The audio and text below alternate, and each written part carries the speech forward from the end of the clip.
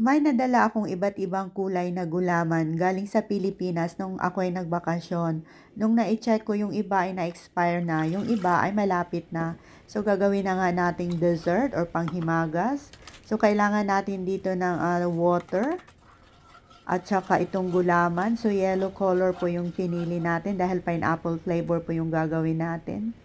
So lalagyan natin ng isang latang condensed milk. Meron naman yung iba ay papakuluan muna bago ilagay itong condensed milk. Pero sa akin ay nailagay ko na itong condensed milk. So nasa inyo na po kung mamaya nyo na itong ilagay. So pakuluan muna yung gulaman.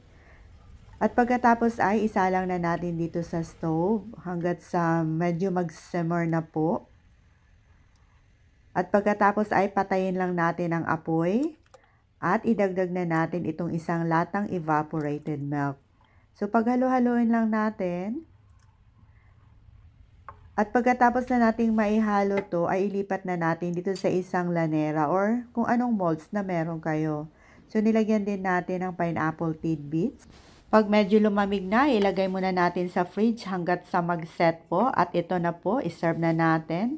So, nilagyan din natin ng pineapple tidbits before serving. At itry nyo na din to mga Ma'am Shay, ay talagang napakasarap po.